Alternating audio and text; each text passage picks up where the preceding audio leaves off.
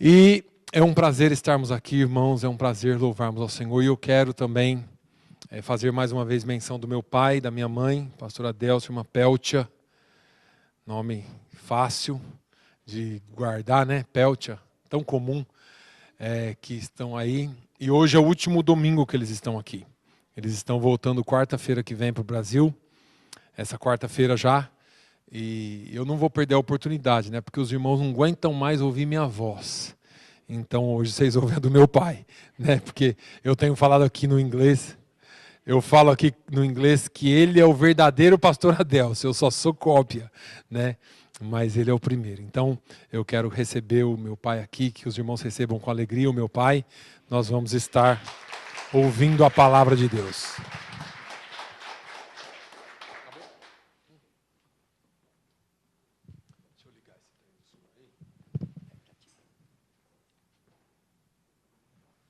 Tem até as duas, pode ficar à vontade. Não funcionou aí. Alô? Funcionou. Alô? Estão ouvindo bem? Paz do Senhor, igreja. Amém. Salmista Davi um dia disse: o meu coração ferve com palavras boas, falo no tocante ao que fez o rei. Tem coração fervendo aí? Amém. Nesta manhã eu quero falar com os irmãos. Antes de iniciar a pregação, quero agradecer primeiramente a Deus o privilégio de ter trazido eu e a minha esposa para aqui conhecer esta igreja. 8 anos que meu filho está aqui, nós não podíamos vir por condições financeiras, mas Deus nos abençoou e nós fizemos um bom esforço, foi preciso um grande esforço, mas viemos. E a surpresa foi boa, porque tem surpresa agradável e tem surpresa desagradável, né? Mas eu cheguei aqui, eu quero dizer a vocês que eu fiquei maravilhado com todos vocês. Os americanos, porque tem gente que interpreta as coisas erradas por causa de questão de cultura. Tem gente que fala assim, o americano é uma pessoa mais frio, mas na igreja não tem gente frio. Aqui todo mundo, os brasileiros, do jeito que os brasileiros nos abraçaram, os americanos também nos abraçaram. Sabe por quê? Paulo diz que em Cristo não tem judeu, não tem grego, não tem servo, não tem sábio, não tem ignorante, mas todos formam um corpo. E glória a Deus que nós somos membros desse corpo. Porque lá no céu não vai entrar americano e nem brasileiro. E não vai entrar pastorzão também, e nem profetão, e nem frião. Vai entrar o que for lavado no sangue de Jesus, que tiver com as vestes limpas. Amém? Não entra pastorzão, não entra grandão, não entra sabidão. E nem entra ignorantão, não entra nada disso. Entra quem estiver lavado no sangue de Jesus.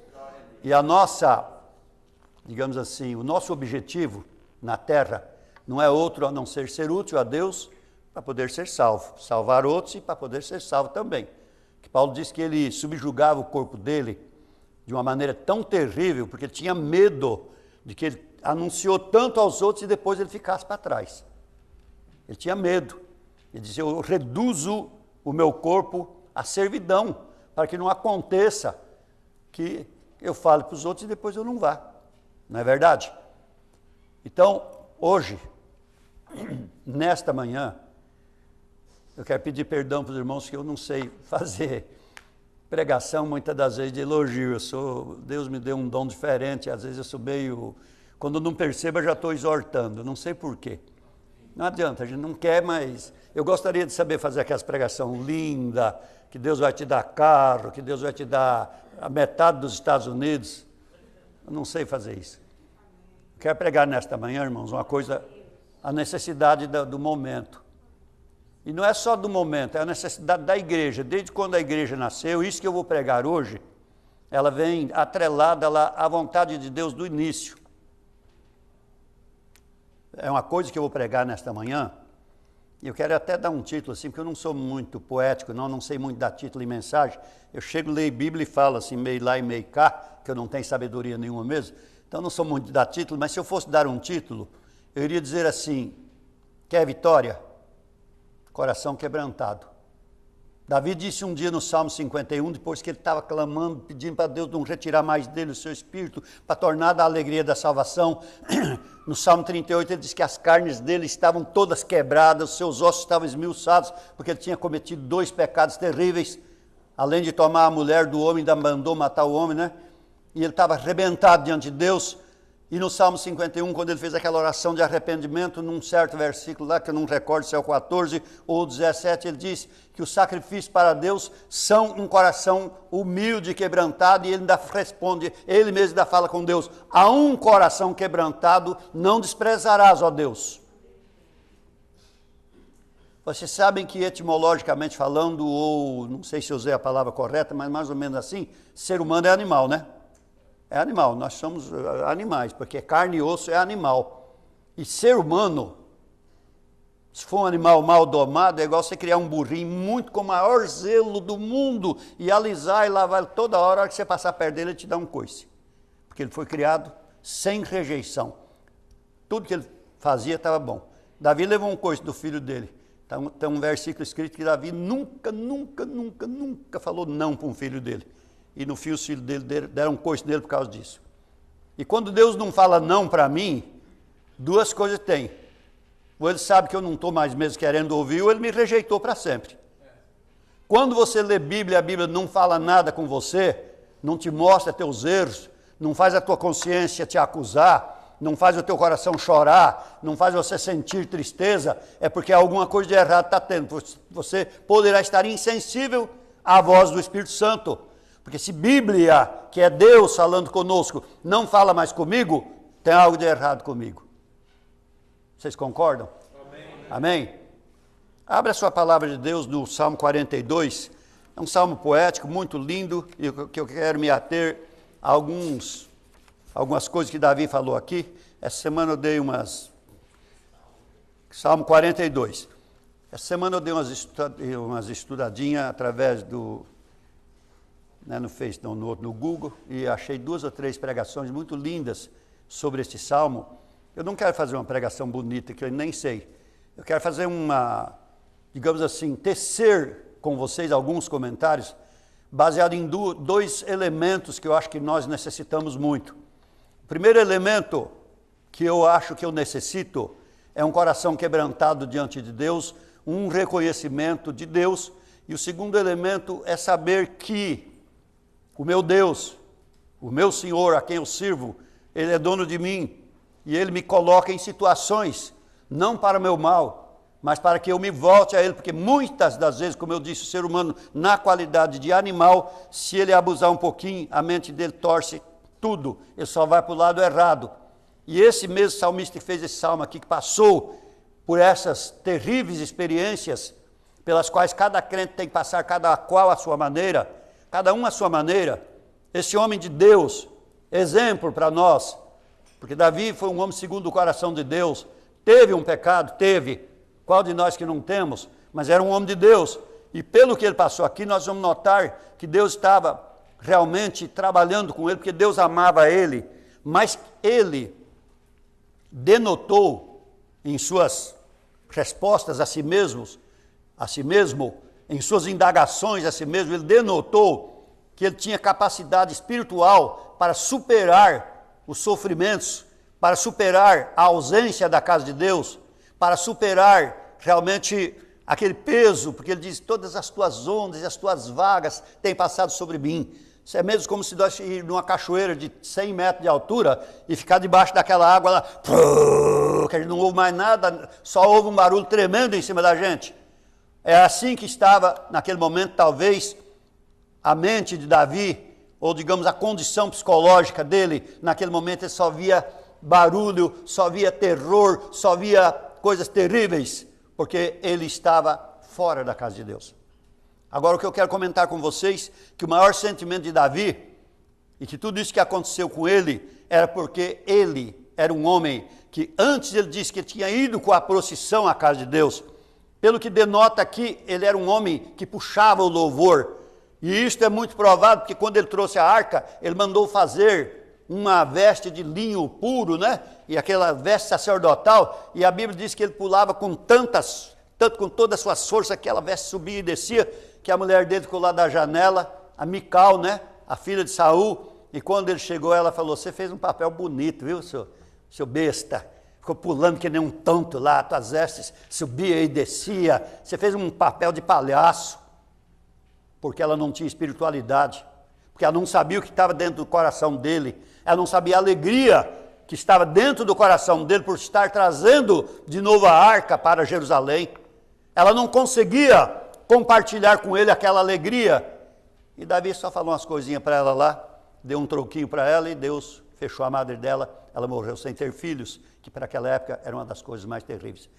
Mas vamos ao Salmo. Ele dizia aqui, o Salmo, o texto diz, a alma anela por servir a Deus no seu templo. É um masquil para o cantor mor entre os filhos de Coré. Alguma tradução diz Coré, outra diz Corá. É a mesma coisa porque é letra. No Velho Testamento, o hebraico é um negócio meio difícil. Mas, ouvindo alguns comentários, tem algum que duvida que o Salmo não é de Davi e tal, mas a maioria dos comentaristas todos atestam com muita veemência que não podia ser outra pessoa para fazer um salmo como este. Em primeiro lugar, o grau de espiritualidade. Em segundo lugar, o grau de submissão. Em terceiro lugar, o grau de pessoa que, apesar de estar debaixo de uma cachoeira, de uma pressão terrível espiritual, ele tem coragem de voltar-se para si mesmo e falar para ele mesmo que ele ia ter vitória. Sabe, eu ouvi um comentarista desse salmo dizer que muitas das vezes nós só deixamos algo negativo falar com nós de dentro para fora e nós não sabemos rebater aquele algo negativo que vem da mente, porque nós somos humanos, porque nós somos fracos, porque nós estamos realmente sob pressão e às vezes nós não rebatemos. E quando nós sabemos rebater, nós vamos fazer o que Davi usou aqui. Ele disse inicialmente, como o servo brama pelas correntes das águas, assim suspira a minha alma por ti, ó Deus. Eu ouvi um comentário a respeito disto. Vocês sabem que o cervo é aquele animal que nós chamamos do Brasil, comumente chama-se veados, né? Os veados. Eu não sei aqui em língua americana como chama, mas o cervo é um veado. E havia muita seca também lá na Palestina e às vezes queimava tudo. Regiões inteiras eram devastadas pelo fogo e o cervo ele se alimenta mais de brotos, de folhas e tal. E quando não tinha aquelas folhas ele passava muita sede. E diz que ele tem um costume de erguer a cabeça bem alta assim, fazer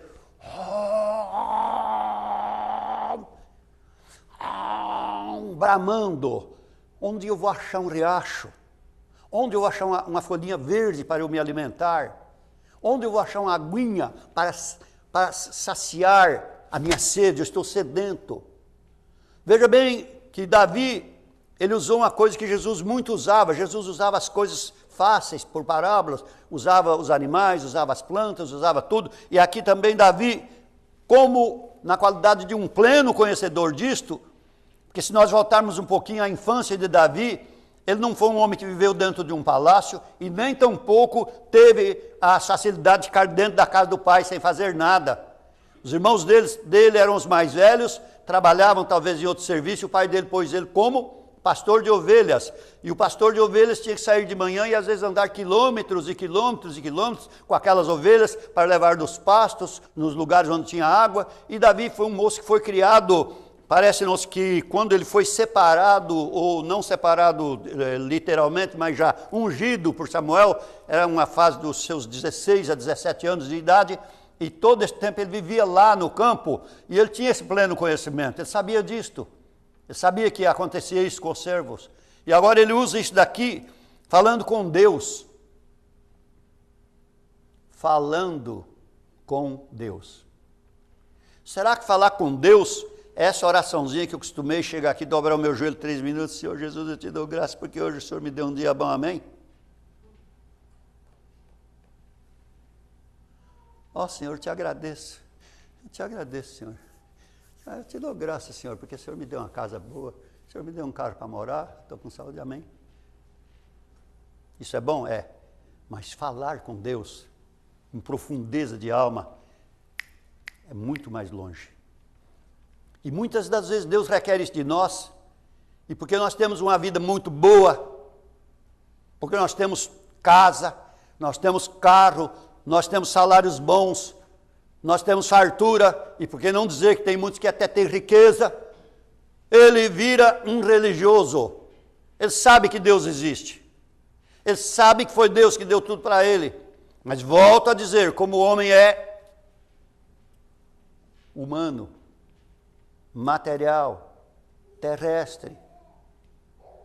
Se ele não tiver o Espírito de Deus na vida dele, se ele não tiver algo que domine o centro da vida dele, que é o Espírito Santo, porque o profeta Jeremias diz que uma das coisas mais enganosas que existe é o meu coração, é o teu coração, é o nosso coração. Ele é mais enganoso do que todas as coisas.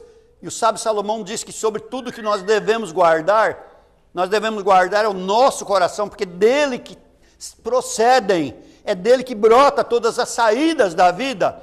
E essas saídas do nosso viver, do nosso diário, aí ela pode ser boas ou pode ser más.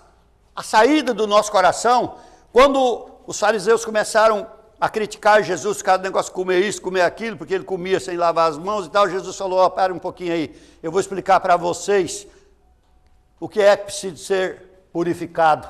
Não é lavar a mão, não. Não é comer carne de porco, não é comer isso e comer aquilo outro que é pecado, não. Sabe o que é pecado? É aquilo que vem lá de dentro do coração. Dali procedem o quê? Os adultérios, os maus pensamentos, os furtos, as más ações. De dentro do coração procede também uma geleira espiritual,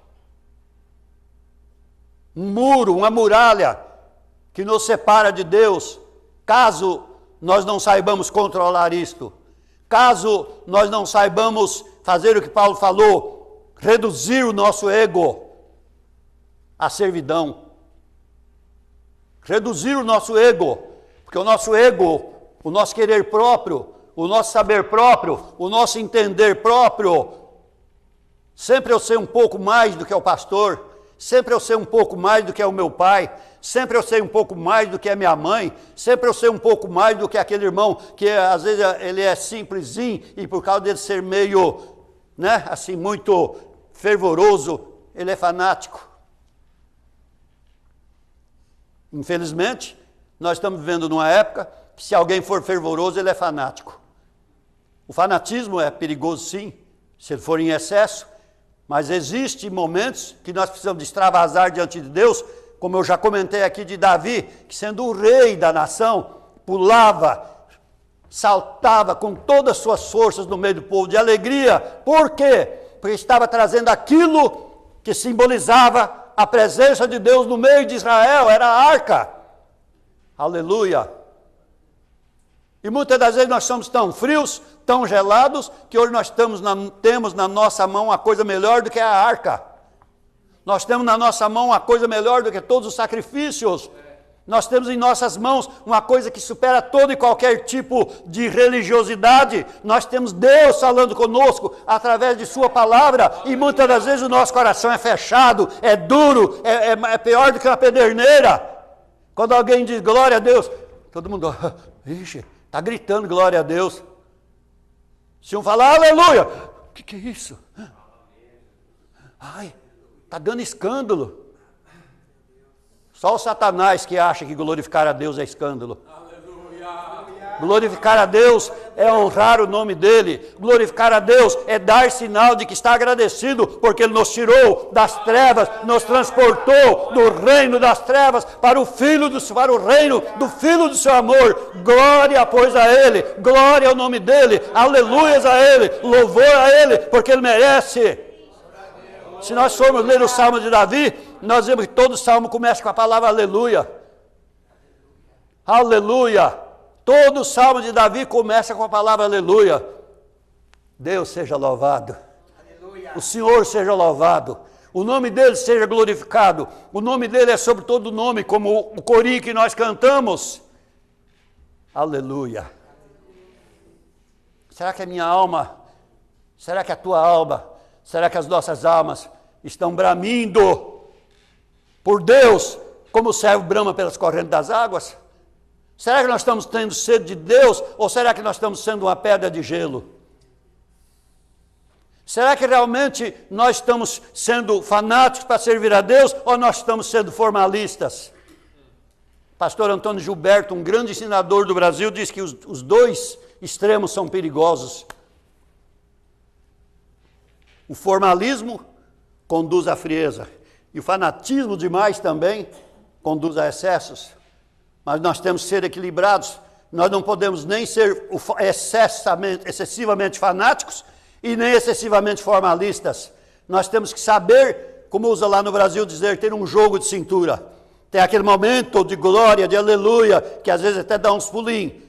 Não precisa viver só pulando dentro da igreja, não precisa viver só falando em língua, não precisa viver só profetizando, mas também não podemos viver como estátuas, como essa coluna que não sabe dar glória a Deus. Nós temos que dar glória a Deus, nós temos que honrar o nome do Senhor do fundo do coração. É o que o nosso irmão explicou hoje sobre a oferta. Paulo, quando ele falava em 1 Coríntios, no capítulo 9, sobre a oferta, ele disse que com aqueles dons glorificava a liberalidade do povo. O povo estava mostrando submissão. Irmãos, eu sempre costumo pregar que Jesus, ele definiu a maneira de seguir ele com duas palavras, num versinho só. Ele disse, se alguém quiser ser meu discípulo, tem só duas condiçõezinhas. A primeira é negar-se a si mesmo e a segunda é entrar debaixo da responsabilidade e me seguir. Submissão. Se alguém quiser ser meu discípulo, negue-se a si mesmo. E depois toma a sua cruz. O que é a palavra cruz na Bíblia? O que ela significa? Peso nas costas. E peso nas costas significa responsabilidade. O crente não pode viver igual uma borboleta que está voando aí a léu. Crente tem responsabilidade. Tem responsabilidade com os outros para ganhar alguém. E para isso ele tem que ter responsabilidade consigo mesmo. Ele tem que sentir na alma. Ele tem que sentir alguma coisa na sua alma. Se você está em uma igreja onde você não sente nada na sua alma, você pode fazer uma análise, porque tem alguma coisa errada. Tem alguma coisa errada se nós estamos num lugar onde busca a Deus, onde louva a Deus, onde é próprio para receber das coisas de Deus, onde se fala das coisas de Deus, onde é dedicado, separado, consagrado exclusivamente para ter comunhão com Deus, e não temos comunhão, então o que está acontecendo? Não é verdade? Irmãos, eu estou sendo, me perdoem, né? Nós os brasileiros somos um pouquinho meio exaltadinhos assim para falar, mas me perdoem. Nós estamos numa guerra. Vocês já viram alguém na guerra sair para almoçar no restaurante? Ele come lá uma barrinha de coisa forte e está lá com a sua arma empunhada, porque ele sabe que a qualquer momento o inimigo pode atacar. Não é verdade? Quem está em guerra não tem tempo de ir em restaurante. Quem está em guerra não tem tempo de ir na festa de casamento do vizinho. Quem está em guerra não tem tempo de estar distraído, porque se ele distrair, o inimigo mata ele. Estou falando isso no sentido espiritual, não quer dizer que porque nós somos crentes não podemos ir num restaurante ou não podemos ir numa festa de casamento, não é bem isso, né? Eu estou falando isso no sentido espiritual, no sentido de estar vigilante, no sentido de estar acordado. Contra quem? Contra o vizinho? Contra as coisas daqui da terra? Não. O que Paulo diz? Nós não temos que lutar contra a carne e o sangue, mas sim contra os potestades. As potestades. Contra as hostes espirituais que estão aí entre céu e terra. Quando Paulo falou dos lugares celestiais em Cristo Jesus, ele quis dizer que eles estão aí entre céu e terra. Essas hostes terríveis, são milhões e milhões e milhões de espíritos de demônios que ele destaca que está aí. Por isso que Pedro disse, para nós vigiarmos, porque o diabo, nosso adversário, anda em derredor de nós, bramindo ou bramando, como leão, buscando quem possa tragar. E infelizmente muitos de nós estamos na festa de aniversário, 24 horas por dia, né? A minha alma tem sede de Deus, do Deus vivo. Quando entrarei e me apresentarei ante a face de Deus? Alguns teólogos dizem que isso daqui foi na época que Saul perseguiu Davi. Ele ficava dentro daquelas cavernas, né? E ali dentro, vocês imaginem, pensa bem você ficar 60 dias dentro de uma caverna e não poder vir aqui congregar. Só 60 dias, não vamos falar muito não. Quando nós estávamos aqui, glorificando a Deus, ouvindo a palavra de Deus, por homens sábios ou por homens simples, mas ouvindo a palavra de Deus, tendo um louvor com grandes instrumentos ou com poucos instrumentos, mas tendo um louvor, tendo um momento de palavra, tendo um momento de oração, tendo alguém para conversar, tendo alguém para se aconselhar, e estar dentro de uma caverna, e ainda sabendo que corria risco de vida. E ele falava, quando? Quando me apresentarei novamente diante de Deus? As minhas lágrimas servem-me de mantimento de dia e de noite. Porquanto tem aqueles que me dizem constantemente, cadê o teu Deus? Onde está o teu Deus? Irmãos, o diabo ele é tão terrível, que ele lança a pessoa na caverna e depois usa alguém para dizer, ué, teu Deus não te livrou? Não é assim? Cadê o teu Deus? Uma vez um senhor que era amigo meu lá em Jales, por sinal ele era muito amigo meu, mas ele era difícil, era uma pessoa bem antipática. Muita gente não gostava dele não. Eu convivia bem com ele, ele me tratava muito bem, mas um dia ele teve eu tive uma infelicidade de passando por uma situação financeira um pouco difícil, e conversando e tal, e ele ficou sabendo, ele falou, por que você não fala para teus irmãos te ajudar? Eu falei para ele, você, por acaso, gostaria de me ajudar? Porque meus irmãos de igreja não são obrigados a me ajudar, se eu entrei numa situação, eu que tenho que sair dela. Igreja é para servir a Deus, irmão de igreja não é responsável por dívida de ninguém. Os teus irmãos católicos te ajudam? Eu falei para ele, se você estiver numa situação dessa, os teus irmãos católicos te ajudam? Ah, não. Eu falei, então você cala a tua boca, porque irmão de igreja não tem nada com o meu problema. Porque ele sabia que eu era muito assim na igreja, 24 horas por dia quase, que eu sempre, a vida inteira minha foi assim. Era só de segunda a domingo, ou de domingo a domingo, né? Minha mulher até teve vezes que nós tivemos até atrito. Você esquece até a casa, esquece até a família por causa da igreja. Isso é normal, e a esposa tem razão, né? Quando passa muitos anos é que a gente vai descobrir que a gente foi tão fanático, largava ela, ia fazer visita, você quer, vai, você não quer, você fica, porque eu estou indo. Ia fazer visita, era assim. E coitada, ela criando 8 filhos, né? Nós ia para a igreja de manhã, cedinho, depois era até 11 horas, depois voltava para casa, eu almoçava, eu ia para o ar livre, fazer o culto ao ar livre, depois voltava de tardezinha, ia dirigir o culto da noite, eu era magro, seco, igual uma estaca assim. Quando dirigi o último culto, o estômago estava lá na nuca já.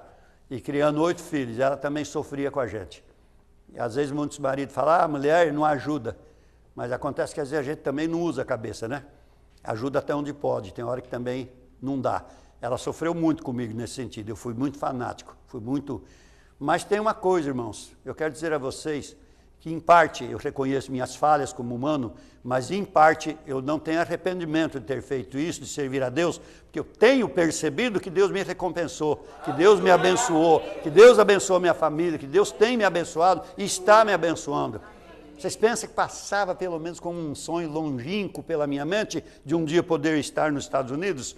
Nunca passou, porque a gente sempre foi de uma situação financeira bem simples, humilde, nunca passou. Mas Deus me trouxe. Deus nos trouxe a mim e a minha esposa. Então, irmãos, coração quebrantado. Acho que eu já estou quase ultrapassando, né? Tá, não. Veja bem aqui, as minhas lágrimas. O que eu quero comentar com os irmãos é que o próprio Davi um dia ele disse uma coisa que é importante para nós. Eu não sei, talvez, porque neste momento eu estou falando isso poderá servir para você agora, amanhã ou daqui a um ano. Mas o Davi um dia ele disse o seguinte, que o leito da enfermidade nos aproxima de Deus.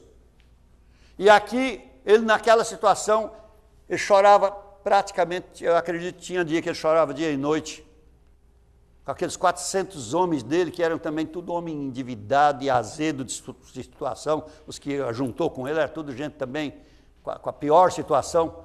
Ele não tinha outro jeito, ele teve que aceitar os que foi, né? Não tinha, os fiéis ao rei não iam estar com ele. Eram os endividados, os tristes, os magoados, estava tudo com Davi. E é duro para poder reger aquela gente. Tem uma vez que eles quiseram matar ele, né? Mas só que ele, eu acredito que ele se ausentava um pouquinho deles, ia lá bem para o fundo da caverna, e ali ele ia orar. E ali ele ia chorar. Mas ele tinha uma coisa nele, que a gente sabia que tinha. Sabe o quê? Pensa bem nisto. Presta bem atenção no que eu vou dizer para vocês aqui. Sabe o que tinha dentro de Davi?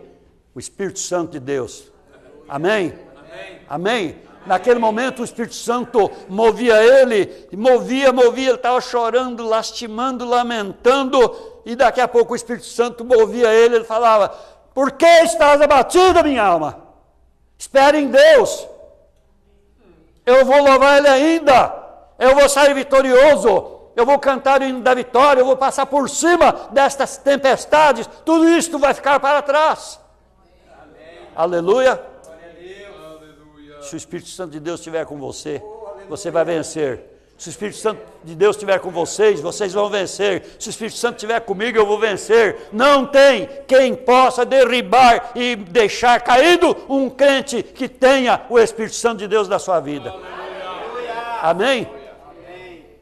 O justo cairá 7 vezes e se levantará. Por quê? Porque o Senhor o sustenta. Sabe quem está nos sustentando até hoje? É o Senhor. Sabe, isto que vem de dentro para fora em você, que às vezes até na hora da maior tristeza você consegue se alegrar, é o Espírito Santo de Deus. É o Espírito Santo de Deus. Às vezes você tem tudo para estar chorando, tem tudo para estar descabelando, tem tudo para estar lamentando, mas você para assim, reage. E o Espírito Santo fala assim, diz assim para a tua alma: por que você está abatida, minha alma? Abatimento não faz parte do plano de Deus. Abatimento faz parte do plano do homem. Um dos comentaristas desse salmo, ele citou algumas coisas que podem fazer o homem se abater, às vezes até cansaço, estresse. Isso acontece muito com o obreiro. O obreiro que trabalha excessivamente e não tira férias. Quando Elias realizou aquele maior milagre que nós podemos dizer assim de mudança na nação, que ele mandou matar os 450 profetas de Baal e os 400 profetas de Azera. Muita gente fala que era 450 profetas, mas era 850. Era 450 de Baal e 450 de Azera. E Elias colocou isso tudo lá num lugar lá e mandou a espada, matou tudo. Matou, debelou o trono do demônio, derrubou por terra a idolatria, mandou o ego da Jezabel para o fundo do inferno. Mas aí vocês acham que o diabo ia ficar satisfeito com um golpe desse? Não, não ia ficar, porque dali iria surgir um reavivamento para uma nação, dali iria surgir uma nova vida para uma nação que estava subjugada à idolatria, aos cultos pagãos. Daquele momento em diante ia ter uma nova vida. E a Jezabel manda um recadinho para ele: que os deuses me façam em outro tanto, se amanhã, uma hora dessa, a tua cabeça estiver em você, eu vou arrancar a tua cabeça. Vou mandar alguém para cortar a tua cabeça. Mas ele teve sabedoria. Ele: não, eu vou ficar por aqui mesmo, vou confiar em Deus. Deus já me deu essa vitória, Ele não vai deixar eu morrer, não. Ele teve sabedoria, ele fugiu. Não sei, pode ser até que eu esteja enganado, mas num certo ponto foi, né? Num certo ponto foi, fugiu, e andou, deitou debaixo de um zimbro lá, dormiu, cansado demais, né? Cansado, esgotadíssimo. E o anjo vem e toca na perna dele aqui assim: acorda, Elias. Acorda, Elias, o teu caminho vai ser muito comprido. Ele olha, está lá a botija de água, e está lá o pão quentinho. O que é isto? É símbolo da proteção de Deus. É símbolo de que naquela hora que você está prostrado, de que naquela hora que você não tem mais condições de levantar sozinho, de que naquela hora você está sozinho, não tem ninguém com você. Tanto é que ele se achava mesmo sozinho, porque um pouquinho mais para frente ele diz: mataram teus profetas, acabou com tudo e só eu fiquei. Só que Deus falou: calma um pouquinho, é porque você não sabe, mas tem alguém. Eu ainda reservei uns 7.000 aí, que os juízes não dobraram a Baal, né? Mas levanta, Elias, porque vai ser cumprido o teu caminho. Mas antes dele deitar ali, qual foi a oração que ele tinha feito? Pai, pode me tirar. Tira a minha vida. Eu não sou melhor do que os meus, eu já realizei uma obra grande no teu nome. Tira a minha vida, Senhor. Essa oração é a oração de uma pessoa que está lá em cima ou de uma que está lá embaixo? É de uma que está lá embaixo. E será que eu poderia me comparar à fé de Elias? Tem alguém de vocês aqui que acha que a tua fé poderia comparar com a fé de Elias? Eu não me vejo nessa altura de maneira nenhuma. Numa escala de 1 a 100 eu devo estar lá no 0 ainda. para chegar à fé de Elias. Mas isso para quê? Para nós vermos que não tem homem, super-homem diante de Deus. Deus usa, a pessoa realiza uma obra tremenda, mas depois ele não pode continuar naquilo para ele não se endeusar. Deus até permite. Isso é necessário. É necessário. Porque se ele realizasse aquela obra imensa e depois entrasse dentro do palácio e desse uma ordem para o Acabe, manda passar a espada na cabeça de Jezabel aí e tal, ele se tornaria quase que um deus da nação, não é assim? Mas ele teve que fugir. Sabe por quê? Eu sou o Senhor, a minha glória a outrem não darei. Amém? Deus não dá a sua glória para homem. Todo homem até hoje que quis ultrapassar os limites e que quis ter glória como de Deus, caiu assim como Satanás caiu. Amém? E agora ele segue a sua viagem, mas a oração dele era de depressivo. E este comentarista comentou que a depressão, por canseira, por enfado, por excesso, por estresse, ela é perigosa. Então, por isso que é preciso de nós cuidar da nossa vida. Mas vamos mais um versinho. Quantos minutos posso ir mais? Mais 15? 20. Mais 20. Ele chega aqui e ele diz: as minhas lágrimas servem-me de mantimento de dia e de noite, porquanto me dizem constantemente: onde está o teu Deus? Acredito que naquele momento, se tivesse alguém incrédulo ali perto de Elias, ia falar: peraí, rapaz, você não é aquele que ontem era o bonzão? Você não é aquele que ontem mandou matar lá todos os profetas, agora você está aí nessa situação, você é um panaca mesmo, né? Se tivesse alguém que pudesse chegar perto de Elias naquele momento, iria falar isso com ele. E chegavam em Davi. Sabe por quê? Dificilmente os outros conhecem o meu estado íntimo de comunhão com Deus. Eu não conheço a intimidade daquele irmão com Deus, nem daquele nem daquela. E vocês não conhecem o meu.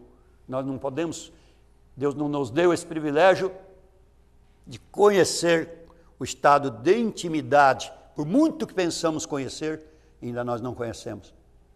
E eles falavam. Teve alguém que falou, eu admito que era dos homens que estavam com ele. Uai, Davi, mas você é um moço que serviu Deus, matou leão, já foi ungido como rei, está esperando o prazo aí. Onde está o teu Deus? Cadê? Isso não vem, não? Você está sentado no banco há tanto tempo esperando aí e não vem em você? Não te enxergam? Não é verdade? Você está servindo a Deus tanto tempo, está sempre pobre. Parece que as coisas não estão dando certo. Se você tiver confiança em Deus, que você está na direção de Deus, você não precisa ter medo dessas injúrias. Porque ser pobre não é defeito. Defeito é estar em pobreza espiritual diante de Deus. Essa é triste. Pobreza espiritual. Agora, pobreza material, não. É fases, nós temos que atravessar, né? É lutas. Estamos na terra. Jesus disse que na terra nós íamos ter até aflição. Aflições. E eu quero dizer para vocês que tem muita gente riquíssima que serve a Deus e que tem mais aflição do que você que é pobre. Tem. Sabe por quê? Todas as coisas são relativas. Davi era um rei, mas um dia ele disse: eu sou pobre e necessitado, mas o Senhor cuida de mim. Sabe o que é isto? É um reconhecimento da condição nossa. É reconhecimento de condição. Por muito que eu seja, por muito que eu tenha, no lado, vamos dizer, de riquezas, ou no lado de dons, ou no lado de reconhecimento humano, ainda eu tenho que saber que diante de Deus ainda sou pobre, necessitado, que se Ele não cuidar de mim, eu estou ferrado. Se Deus não cuidar de mim, eu estou perdido. Não é assim que nós temos que reconhecer? Não é dessa maneira que nós temos que nos colocar diante de Deus? Não adianta, não tem outra maneira. E aqui, ele disse, quando eu me lembro disto dentro de mim, quando eu me lembro disto, dentro de mim derrama a minha alma. Irmãos, pensa bem esse termo aqui, dentro de mim derramo a minha alma. Você já viu quando uma pessoa morre e tem por exemplo, uma mãe morre, tem uma filha que amava demais aquela mãe, e que ela chega perto da mãe e ela chora, desesperadamente, e derrama a alma, parece que ninguém vai conseguir consolar ela. Isso chama derramar a alma. Será que eu já fiz isso diante de Deus algum dia? Cada um de vocês faça a sua pergunta aí. Ou será que nós oramos meio assim, igual papagaio?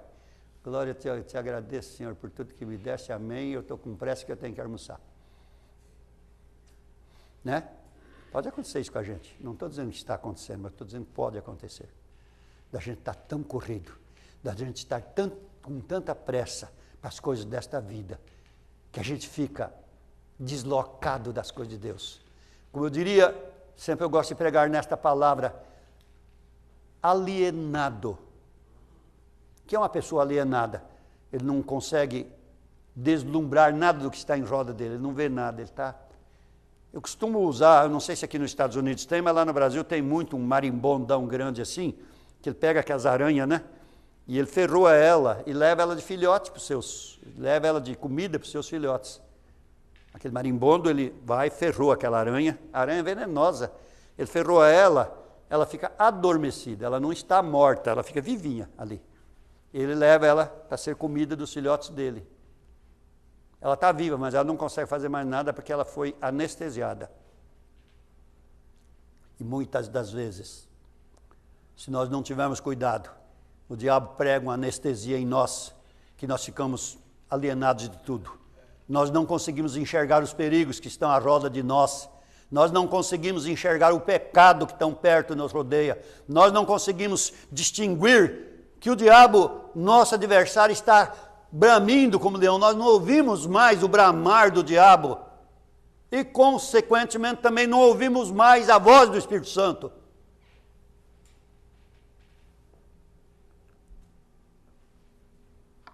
É perigoso. É perigoso. É perigoso. A nossa vida espiritual é uma área, digamos assim, das mais singelas que pode ter. E às vezes nós não estamos sabendo tratar dessa singeleza. A nossa área espiritual. Nós deixamos muito a desejar, irmãos. Irmãos, eu quero dizer para vocês, sem medo de errar, que se Deus não tivesse misericórdia de nós, eu acredito, eu vou falar aqui uma bobagem, uma bobagem, eu não quero que vocês pensam que isso daqui que eu vou falar seria a verdade irrecusável, não, mas eu, assim, mais ou menos eu penso assim, que eu acho que quando Deus começa a botar o prumo em nós, e botar o termômetro em nós, numa escala de 1 a 1000, talvez eu ainda estou com 2 graus só de espiritualidade. Quando Ele começa a botar o prumo dele em mim, numa escala de 1 a 100, talvez eu estou tombado ainda uns 60 graus. Estou mais tombado do que em pé. Porque um dia Ele falou com a nação de Israel, vou pôr o prumo em vocês. Vou endireitar o que está torto. Eu vou colocar as coisas no lugar. E se não colocar por bem, vai ser por mal. Eu vou usar Nabucodonosor, vou usar... Sempre que eu gosto de comentar a respeito da nação de Israel, nós falamos assim, puxa vida, mas quanta criança que morreu, 5 milhões de judeus que o Hitler matou. Não foi o Hitler que matou, não. Foi o pecado deles que matou. Porque Deus vinha, desde quando Ele instituiu a nação de Israel, vem falando, pondo profeta de madrugada, dando castigo, e eles não obedeciam, e veio. Chega no fim, até na época de Jesus, quando é na hora de Jesus morrer, o Pilatos fala, eu estou livre do sangue desse inocente, que o sangue dele caia sobre nós e nossos filhos. E caiu mesmo. E quantas vezes Deus tem falado comigo? E quantas vezes Deus tem falado com você? E você tem feito ouvidos bocos? Quantas vezes a palavra de Deus tem tocado duramente no profundo do teu coração? E você sabe que você está talvez inserido naquela verdade. Talvez você está realmente trilhando aquela senda onde não deveria. E você faz ouvidos bocos. Ou eu, que eu não estou pregando para vocês, estou pregando para mim também. Porque o verdadeiro homem de Deus, ele não pode jogar o pecado em cima dos outros. Ele tem que saber que ele também está na mesma condição. Quando Jeremias fez aquela oração ali, nas suas lamentações, ele não estava orando por ele estava orando por uma nação. E ele disse, Senhor, nós vamos confessar, nós pecamos, nós fizemos as coisas erradas. Era ele sozinho, e falando em nome de uma nação. E por fim ele disse, as misericórdias do Senhor é a causa de nós não sermos consumidos. Ele estava falando da nação de Israel. E muitas das vezes eu uso esse versículo para mim, e você usa para você, e pode usar sim. Porque se a nação de Israel, que era amada de Deus, que era realmente o rebento de Abraão, de Isaac e de Jacó, que era filhos da promessa de Deus, caiu nessa situação, e foi preciso de alguém dizer que eles não foram totalmente consumidos por causa da misericórdia de Deus, quanto mais nós. Hoje ainda nós alcançamos por misericórdia de Deus o direito de filho de Deus através da morte de Jesus. Não é verdade? Por misericórdia nós alcançamos. A nossa área espiritual é muito singela, irmãos. Muita gente se contenta, né? Muitos de nós nos contentamos em vir à igreja uma vez por semana. Mas eu vi outro dia não sei se foi no Face, uma pessoa falando assim, eu sou casado há 25 anos e todo dia minha mulher faz comida, arroz, feijão, almoço, café, almoço e janta. Todo dia minha mulher faz almoço, café e janta, almoço, café e janta. Mas por que isso? Aí ele virou para o lado espiritual. Por que precisa de ir na igreja? Por que precisa de orar? Por que precisa de ler Bíblia? Por quê? Sabe por quê? Se estivermos aqui como Davi, a minha alma tem sede de Deus. A nossa alma tem sede e tem fome. A nossa alma precisa ser alimentada. E de que maneira que a minha alma é alimentada? Com o alimento da terra? Não, com o alimento do céu. Então a criança nasce e a mãe dá uma mamadeirinha e fala, não, agora ela pode ficar 3 ou 4 dias sem amamentar, ela não vai morrer não. Agora eu já tenho 70 anos, não preciso mais de almoçar e jantar não, tomo só um cafezinho hoje, daqui mais uns 3 ou 4 dias, daqui uns 8 dias eu vou tomar outro cafezinho fraco. O que vai acontecer com essa pessoa? Vai morrer de inanição. E na vida espiritual? Não, eu fui na igreja ontem, agora... eu indo a cada 8 dias, ou a cada 15 dias, está bom. Tiremos esse pensamento bobo de nós. Vamos orar a Deus e pedir que a nossa alma tenha sede. Leia comigo aí, eu quero que vocês leiam juntos, Salmo 27, verso 4. Só para vocês verem o que Davi fazia. Vê a diferença minha com Davi. A minha que eu quero dizer é nossa, né? De nós hoje. Eu vou ler sozinho e depois quero que a igreja toda leia em voz uníssona, bem alto. Uma coisa pedi ao Senhor e a buscarei, que possa morar na casa do Senhor todos os dias da minha vida, para contemplar a formosura do Senhor e aprender no seu templo. Vamos junto, 1, 2, 3. Uma coisa pedi ao Senhor e a buscarei, que possa morar na casa do Senhor todos os dias da minha vida, para contemplar a formosura do Senhor e aprender no seu tempo. Esta palavra morar aqui, em outra tradução, diz habitar. Porque muitas das vezes morar aqui dá-nos uma impressão de que seria trazer a mudança para dentro da igreja. Não é isso. É habitar. É ter o hábito de estar na igreja todo dia. Se fosse lá na igreja católica, como fala, aquele cara é um carola, né? É um carola. Se fosse no nosso meio evangélico, aquele cara é um besta, é um fanático. Não é assim? É um besta, é um fanático. Todo dia na igreja, mas não é possível.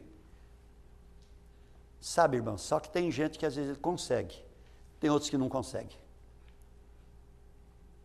Ore a Deus, peça a Deus graça para que você tenha desejo.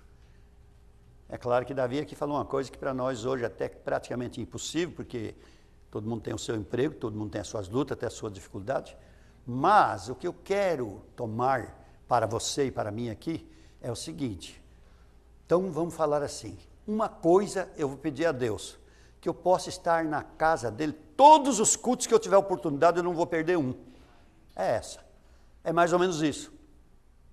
Toda vez que eu tiver oportunidade, Deus tanto me dando vida e saúde, eu sabendo que tem um culto, e eu tiver oportunidade, eu não vou deixar de ir naquele culto por coisa nenhuma.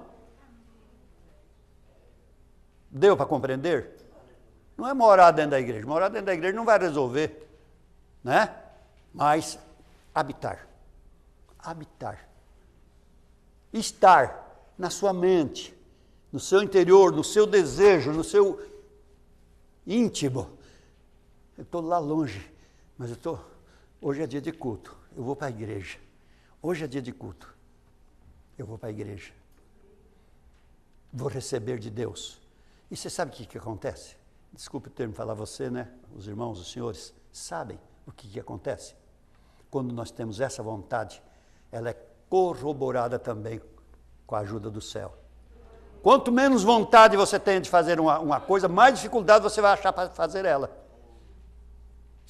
Que nem eu, quando era novo, era um bobão, tinha aversão por inglês, e eu era inteligente. Se eu tivesse estudado inglês, eu aprenderia. Eu era bem inteligente, era muito inteligente.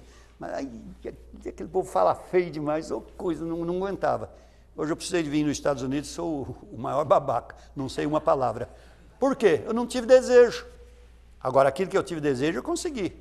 Eu aprendi a consertar relógio com lamparininha de querosene, de noite. E virei um grande oficial de cartório em pouco tempo também. Na minha época, do meu auge, advogados recém-formados, tudo vinha em mim. Na minha área, claro. Ninguém sabe tudo, né? Mas na minha área, advogado recém-formado chegava em mim. Sabia que eu tinha capacidade. Por quê? Gostava da profissão, lia, era atualizado. Você quer realmente servir a Deus? Aprenda a gostar dos cultos. Aprenda a ser atualizado nas coisas de Deus. Não fique atualizado com as coisas lá de fora, não, que aquilo lá não vai te dar futuro nenhum.